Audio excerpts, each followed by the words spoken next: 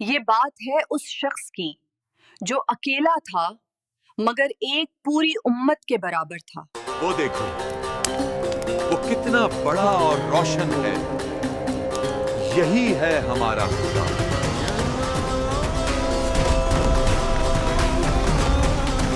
آج ہم بات کریں گے ملت کے باپ سیدنا ابراہیم علیہ السلام کی۔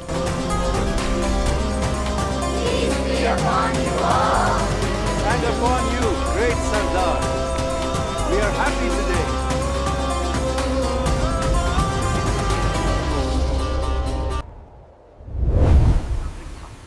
وہی زمانہ جس کی قسم اللہ نے سورۃ العصر میں کھائی ہے۔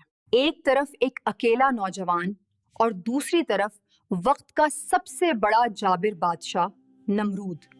لوگ پوچھتے ہیں وہ آگ ٹھنڈی کیسے ہوئی؟ وہ چھری چلی کیوں نہیں؟ لیکن سوال یہ نہیں ہے کہ آگ ٹھنڈی کیسے ہوئی، سوال یہ ہے کہ وہ آگ میں کودا کیوں؟ آج ہم وقت کا وہ پنا پلٹنے جا رہے ہیں جہاں سے توحید کی اصل شروعات ہوئی۔ آج ہم بات کریں گے ملت کے باپ سیدنا ابراہیم علیہ السلام کی، اور سمجھیں گے کہ کیوں امام شافعی نے کہا تھا کہ اگر صرف سورۃ العصر نازل ہوتی تو وہ انسان کی ہدایت کے لیے کافی تھی۔ السلام علیکم، یہ ہماری سیرت سیریز کا اسپیشل ایپیسوڈ ہے۔ اس کہانی کو شروع کرنے سے پہلے ہمیں اس وقت کو سمجھنا ہوگا جس کی قسم اللہ نے کھائی ہے۔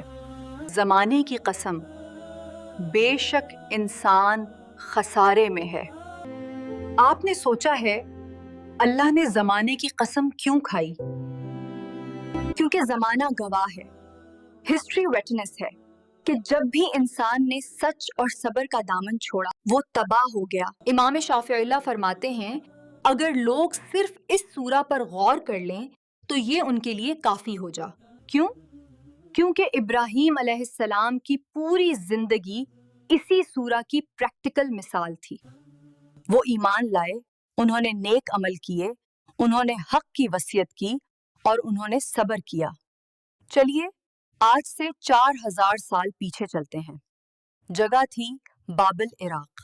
یہاں کے لوگ صرف پتھروں کو نہیں پوجتے تھے بلکہ یہ ستاروں اور چاند سورج کے بھی پجاری تھے۔ وہ دیکھوں، وہ چمکتا ستارہ، وہی ہے ہمارا خدا۔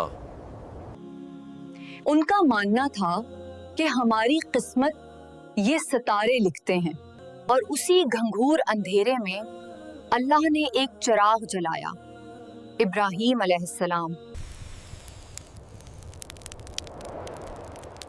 جب رات ہوئی اور ستارہ چمکا تو ابراہیم نے کہا کیا یہ میرا رب ہے؟ جب وہ ڈوب گیا تو بولے میں ڈوبنے والوں سے محبت نہیں کرتا۔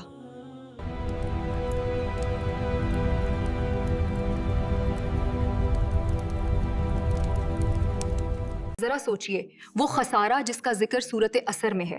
ابراہیم علیہ السلام دیکھ رہے تھے کہ ان کا باپ اور ان کی قوم اسی خسارے میں جا رہی ہے۔ انہوں نے حق کی وصیت کی مگر بدلے میں انہیں کیا ملا؟ گھر سے نکلنا۔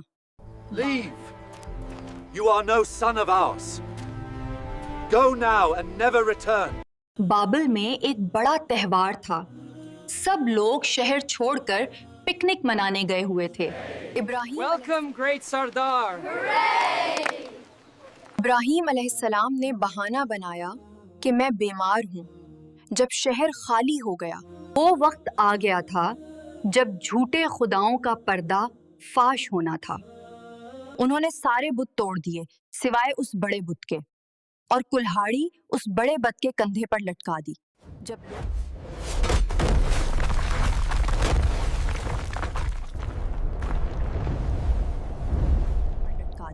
جب لوگ واپس آئے ہنگامہ مچ گیا۔ کس نے ہمارے خداؤں کے ساتھ یہ حرکت کی ہے؟ یہ تباہی، یہ ہمارے خداؤں کا کیا حال بنا دیا گیا؟ کس نے کیا ہے یہ؟ سامنے آؤ اگر ہمت ہے گا۔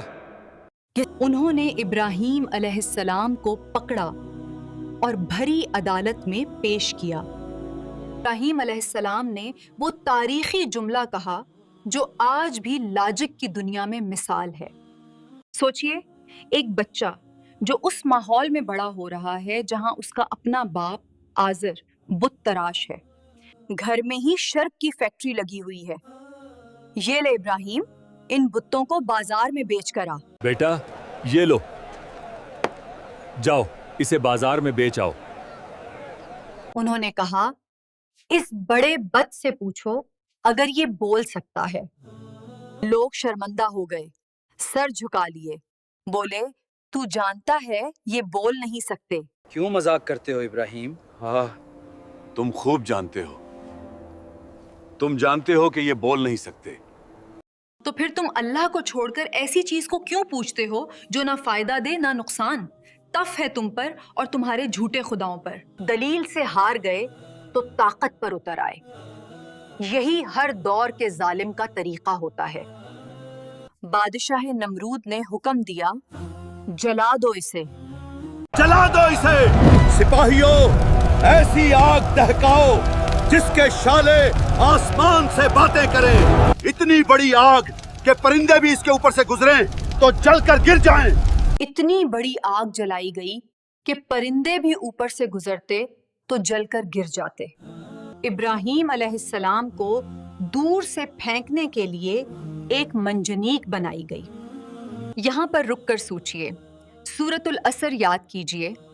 ہوا میں ابراہیم علیہ السلام ہیں، جبرائیل علیہ السلام آتے ہیں، پوچھتے ہیں ابراہیم کوئی حاجت ہے، کوئی مدد چاہیے؟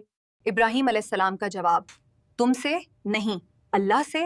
ہاں، میرے لیے اللہ کافی ہے اور وہ بہترین کارساز ہے۔ اور پھر زمانے نے وہ منظر دیکھا، فزکس کے قوانین کے خلاف تھا۔ اللہ کا حکم آیا، اے آگ ٹھنڈی ہو جا اور سلامتی بن جا ابراہیم پر۔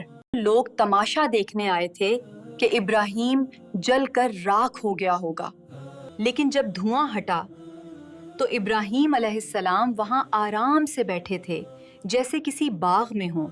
اس واقعے کے بعد ابراہیم علیہ السلام نے وہ علاقہ چھوڑ دیا، ہجرت کی، فلسطین گئے، پھر مکہ گئے۔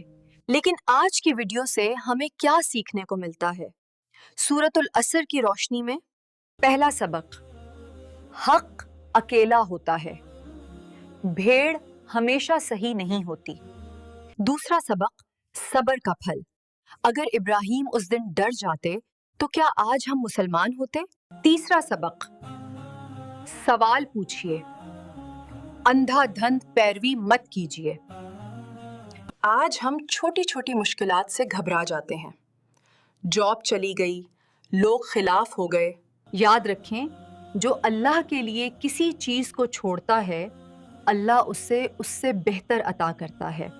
اس مشن میں ہمارا ساتھ دیجیے۔ السلام علیکم ورحمۃ اللہ۔